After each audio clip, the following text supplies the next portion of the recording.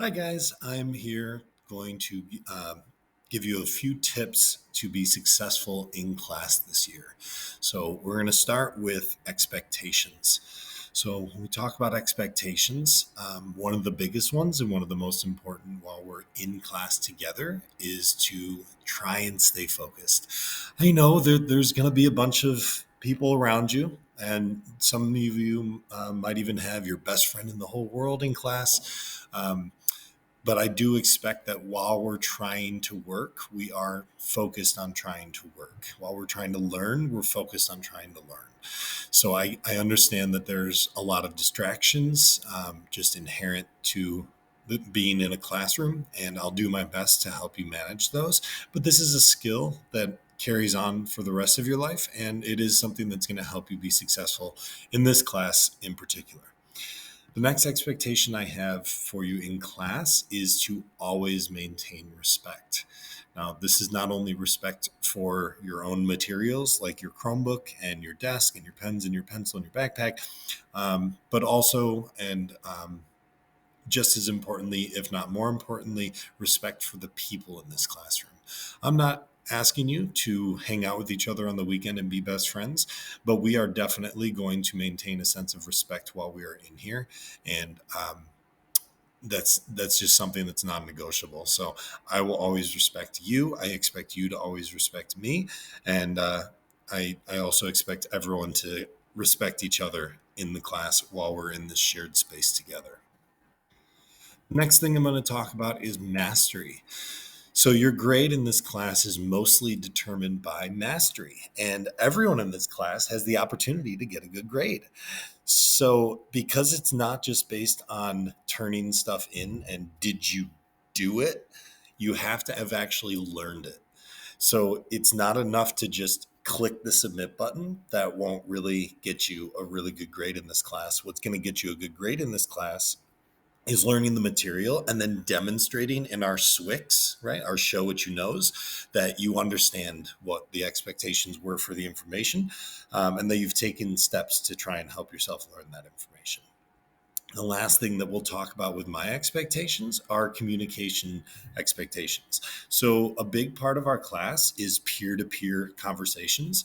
And while I do expect you to stay focused while you're trying to do the learning part, I also expect us to collaborate. We are in a learning community. So, it's not just me, the teacher, and you, the student, sitting there, and I'm just telling you everything you need to know. I expect us to work together throughout the year to help each other learn and to help ourselves learn in the process. So I do have a very simple rule that you must ask 3 of your fellow classmates before you come to ask me if it's a question that they are not able to ask. Now, for certain requests like going to the bathroom or refilling your water bottle, you do not need to ask your fellow students. That doesn't really make sense to ask a classmate, hey, is it okay if I go to the bathroom? But I do want you to ask them for help when it comes to content related questions, because we're going to help each other, and then it also frees me up to try and work throughout the room a little bit more fluidly. Okay. All right. And lastly, for this, I'm going to give you some tips for success. Okay, so number one, let's talk about habits. The best habit that you can have is to try and make sure that you have your listening devices every single day. So I've said this in class a couple of times by now, I'm sure, but we do want to have those headphones available to us. I use videos to try and duplicate myself and clone myself so that everybody has a version. But at the same time, you're unable to access that version. That's a little bit challenging. Now, I do have a set of class headphones that you can borrow for the day, but this is something that they're very cheap and they're not that comfortable. So if you do have your own listening device, I strongly recommend you bring it with you every day. The next habit for success is responsibility. this is a different type of class. You're given a lot more freedom, but with that freedom comes responsibility. And that means that you're going to have to self advocate a little bit more. You're going to have to stay on top of your own work a little bit more. You're going to have to reach out when you're struggling. And I will be here for all of those requests and more, and to check in with you along the way. But the biggest tip for success that I can give you is to start to develop that personal sense of responsibility. All right, so resources. So, what can you use now that we've developed these skills? All right, so along the way, while we're in class, the biggest resource is, again, going back to that ask three before me. I think one of the best resources you can use is your peers, the collaboration between students. So, this is something that you always have access to, and this is something that you'll be able to utilize as we go through the year and the class.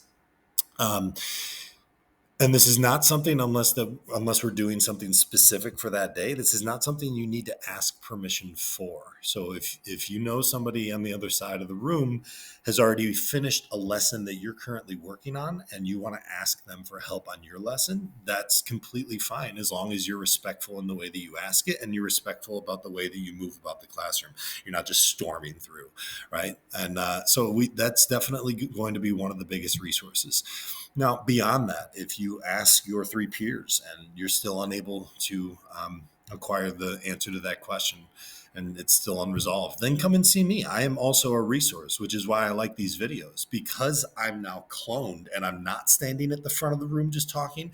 I'm available. So come up and ask me. Come and talk to me at the desk there, or wait politely until I'm available, and then we can tackle the issue together. All right. And then the last little tip that I have is, what if I still have questions? Or what if I have questions at home and I don't really feel comfortable reaching out to my peers outside of the classroom? Well, in that instance, then the best way to communicate would be through email. Okay. So I check my school email pretty frequently. My wife would say too frequently, and she would ask that I cut back, but I'm pretty good about checking my email. So if you do have any questions outside of class, if you do have any questions that you don't feel comfortable asking in person, you can always send me an email. Okay. All right. I'm looking forward to a great year.